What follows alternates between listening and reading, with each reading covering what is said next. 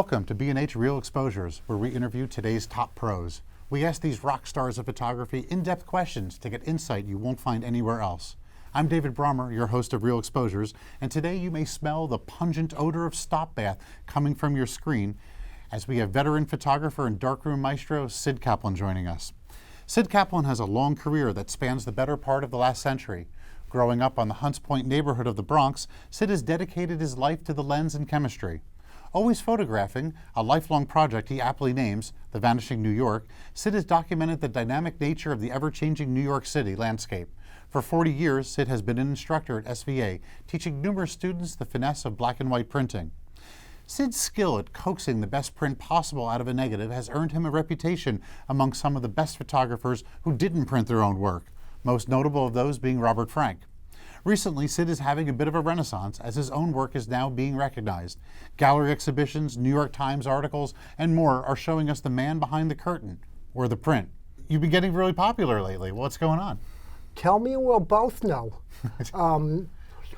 One time I might be one of the few people left standing doing the old way of doing it with the darkroom. So, did I hear you've got some exhibitions here? You just actually had an exhibition at a gallery here in New York City. Right. And there's plans to take this work and bring it across the country? Hopefully. This particular work you're showing is your Vanishing New York project?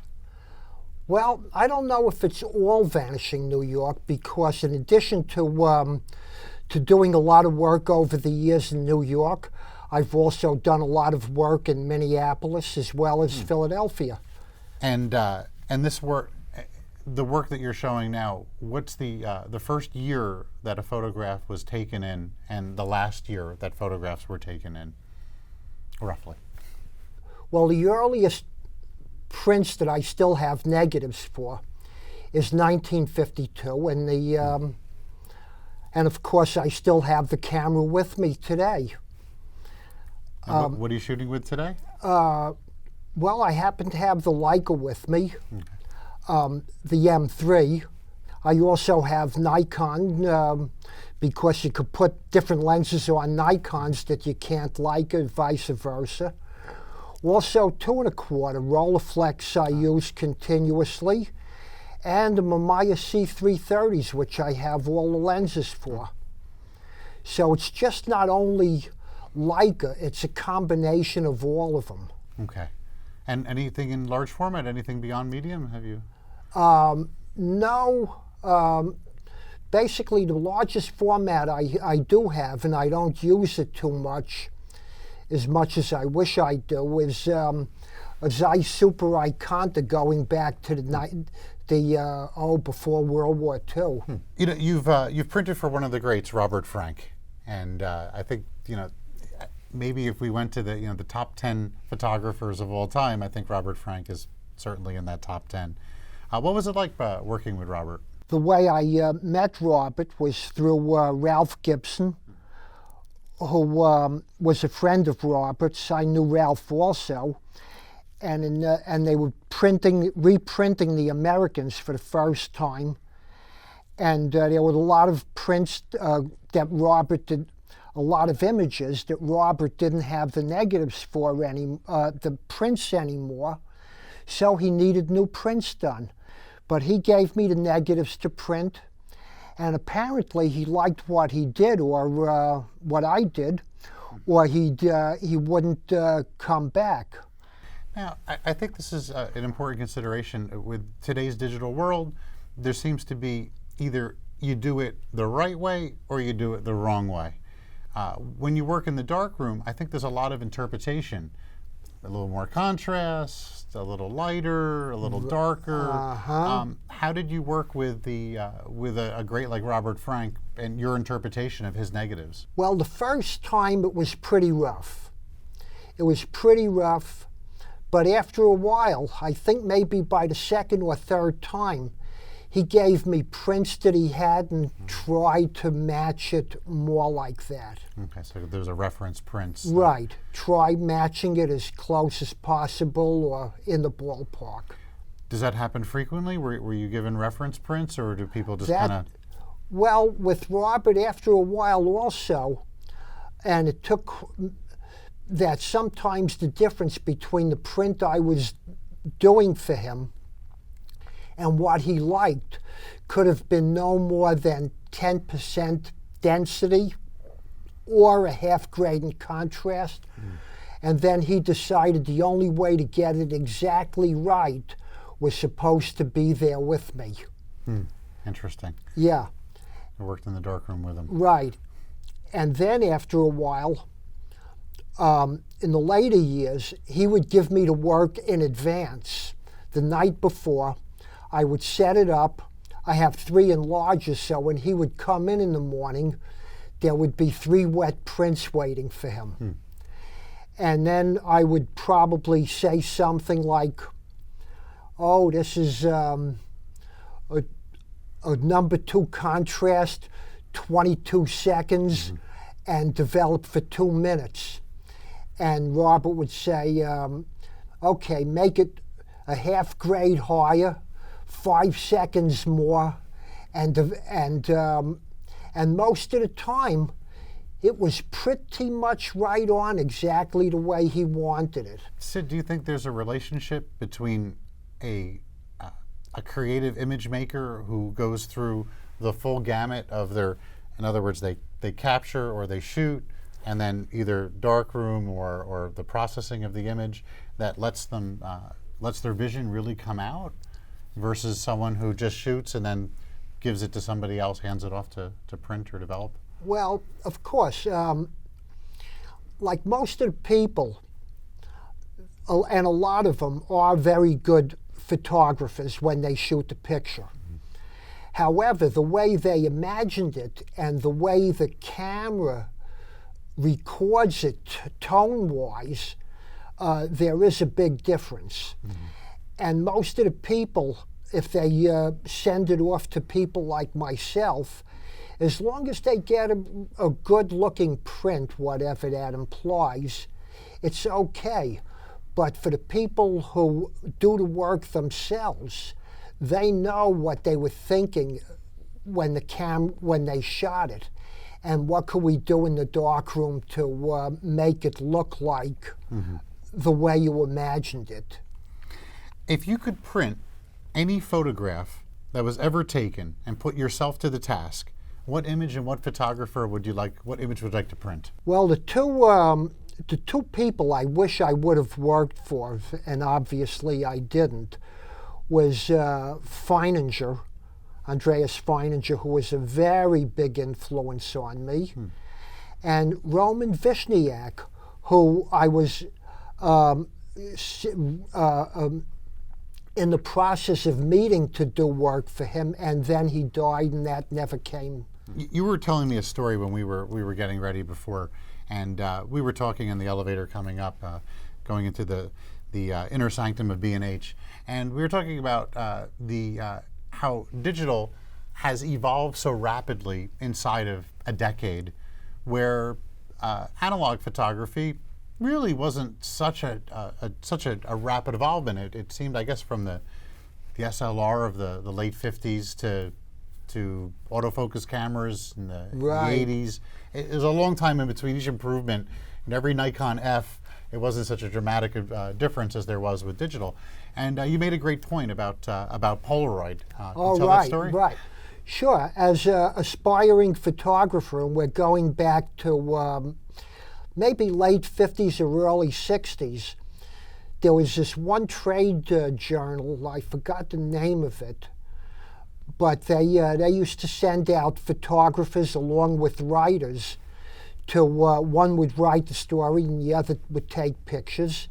And I went up to see the editor in charge to try to get some work. And he told me that what they did was they taught all the writers how to use the Polaroid cameras, and we don't need photographers anymore. It's very reminiscent now. That's right. A thing I have is a lot of old photo magazines going back into the in the 1860s at least. Camera work or? No, a lot of British Journal of Photography magazines, and people were already saying about how this new process called tintype is bastardizing the art because it is done quicker and less money, but you don't have the tonality of what the daguerreotypes used to do. So, it's an ongoing thing. And then in 1982, I was in England, and during that time I was there for a couple of weeks, and always I get on the stands the newest British Journal of Photography issue, and they had an article called about the new digital camera that nobody heard of called the Sony Mavica. And they gave a review of the camera. And it was very British-like. They said how bad the resolution was and the tonality and everything bad about it you could think of, they said. And then they concluded the article by saying, however, we do have a new process of image making we never had before, and in the future it will only get better. So that was my first introduction to what the digital photography world. A harbinger of what was to come.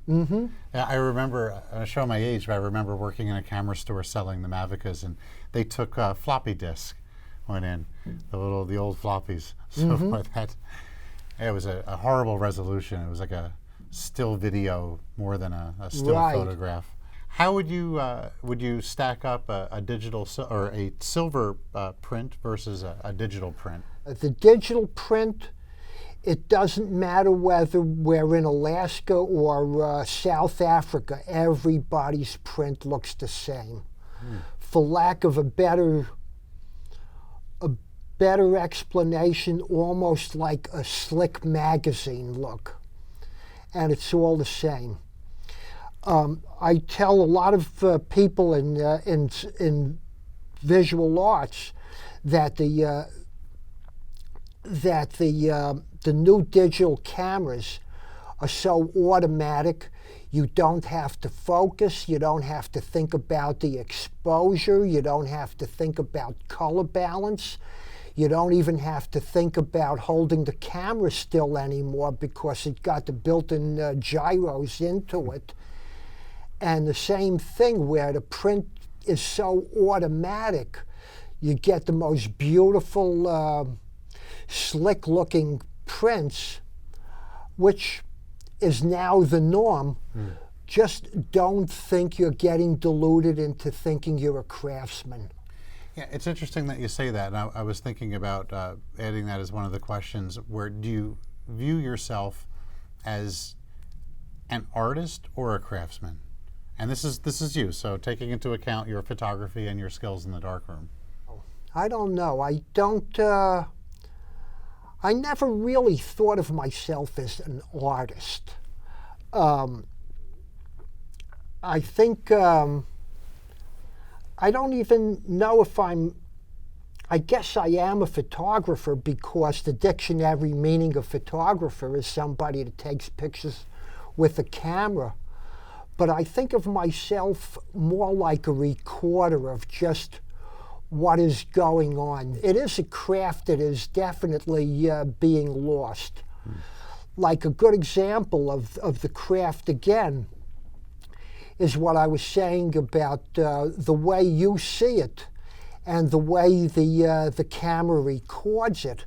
A good craftsman would know these things, and they might play a little bit with the exposure, or they know it's the wrong speed or contrast film to be using.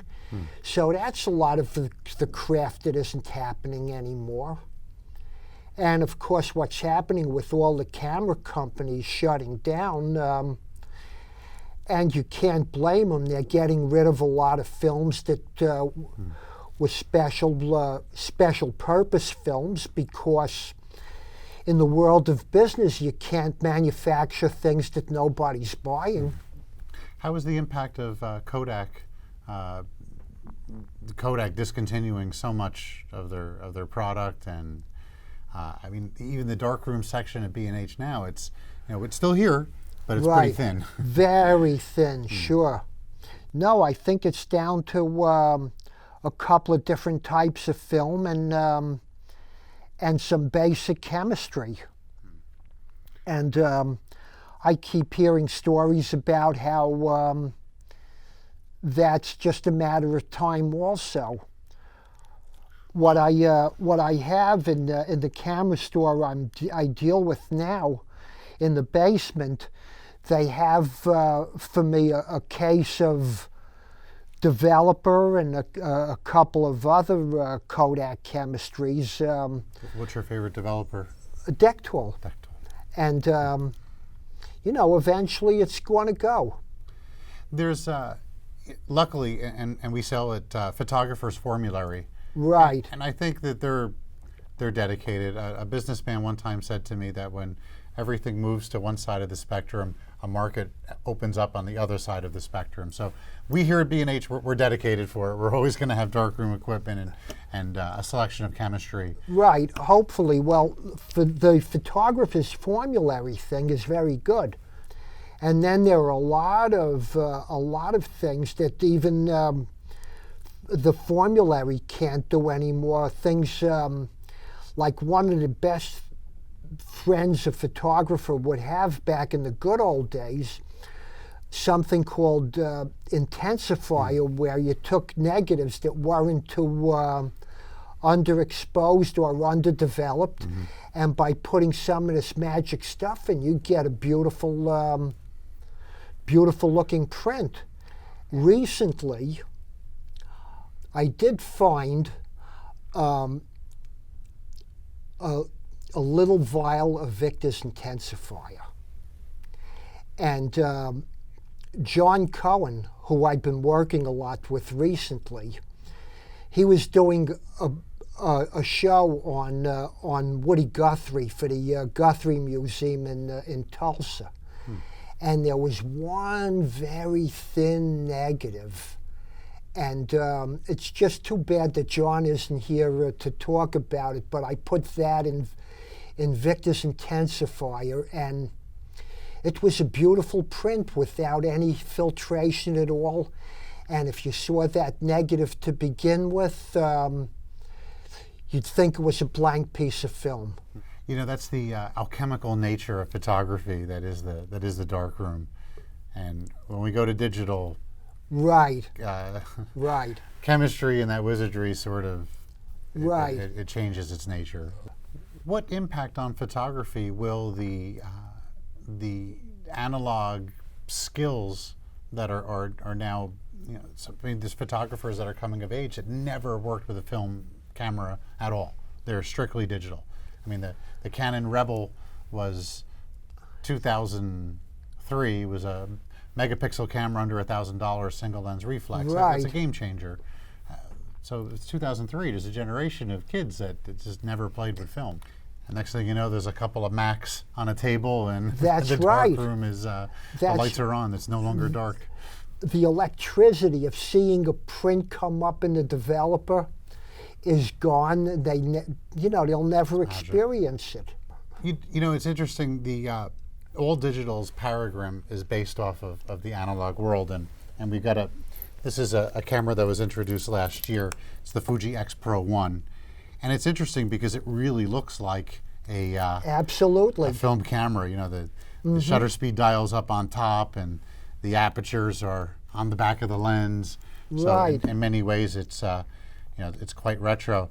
But again, it's gotten even further than that, because a lot of people they do a video thing and then they get the freeze frame out of it. Ever evolving. Ever evolving. Ever evolving. All right. So just as we're nearing up on wrapping up, what's next for Sid Kaplan? Myself, my friend there, Howard Christofferson, also a photographer. We started a workshop in South Dakota called the Route 12 Workshop Road Trip. And it's been very interesting. Howard one time bought some property in South Dakota, on a fluke, of course. And we went out there and we were by the campfire talking about the town. At the time, the town there, Lily, had something like 15 people. It's now down to something like 6. And a lot of space there. And he said, this would be a great place to have a workshop, which I agreed. And I said, of course, no self-respecting workshop would want us anyway. It's been good. It's been a good combination of people with analog view cameras to amateurs that with digital, and it's fun. We're really into photography, and it doesn't matter whether it's analog or digital, because what we're talking about is the basics, the lighting, the subject matter, and just talk to the people about photography. And some of them are very good. What we could do to help them improve the work. We'll provide some information on that at on the credits for this. But well, thank you very much, Sid. It was a really thank pleasure to have you. Thank you very much, and I'm sorry we don't have more time because we're just getting started. Excellent. It's been a pleasure. Likewise. And keep printing. Keep shooting. As much as I could, while there's still time. Another thing I have to say, too, is I can't thank Joan Roth enough. She's over there in the corner taking it all in. Joan was responsible for setting up the last show I had, which for me was an early 75th birthday party. Okay.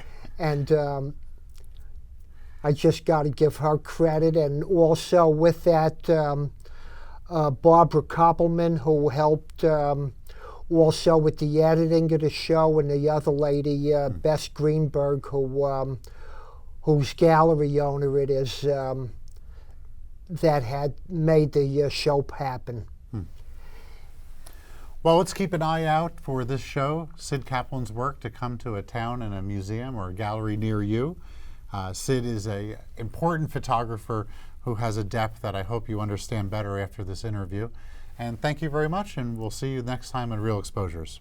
Whether you're a hobbyist or a professional, B&H has the answers to your questions. Experience a world of technology at our New York City Superstore. Connect with us online or give us a call. Our staff of experts is happy to help.